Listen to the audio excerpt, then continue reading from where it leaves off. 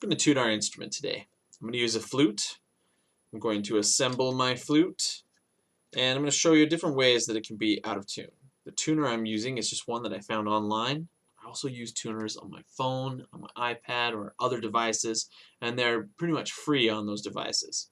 The one I use in class is called INS Tuner.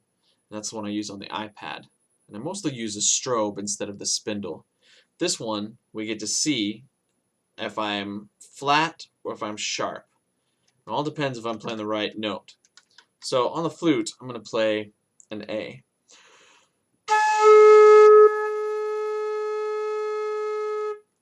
Now I said A, and it says G sharp on the tuner. That's how flat my instrument is. My instrument is so flat that it's doing a lower note, a G sharp.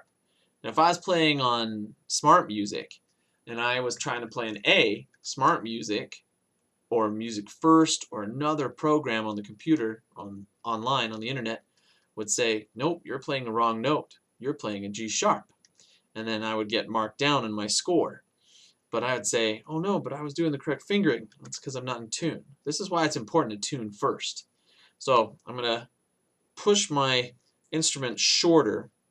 This will bring up the pitch. The shorter the instrument, the higher the pitch.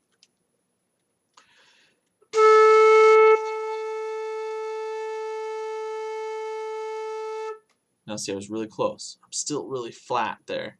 So I'm going to push it in just a little bit. Just a little bit more.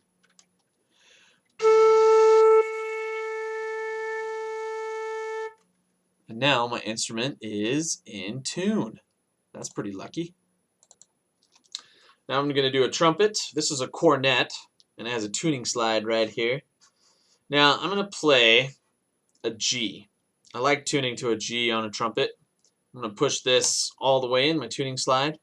But what you're going to notice is it's going to say a different note on my tuner. That's because this is a B flat instrument. So it means that if I play a C, I should see a B flat. If I play a G, I should see an F.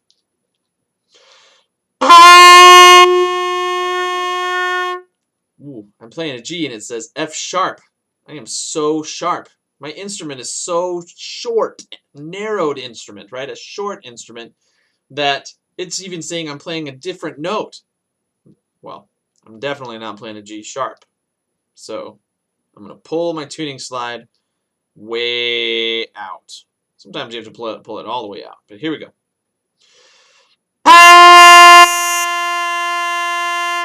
Ooh, it says I'm just a little flat. So I'm going to push it in just a hair because it only said -11.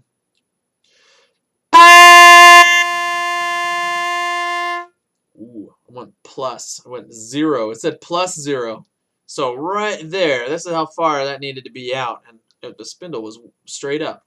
Notice, remember, I played a G all open, and it said F.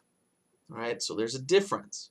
If I was tuning my French horn, for instance, if I played an F on a French horn, which is that, then it would say B flat. If I was doing this, a G on my French horn, it would say C. If I was playing a saxophone and I played a G, which is your left hand, 1, 2, 3 on a saxophone, it'll say B flat. If I play 1, 2, 3 and put my middle finger down for F sharp, it will read A. Pretty cool, huh? Lots of different notes. Want to make sure that we're totally in tune, though, every time we play a note.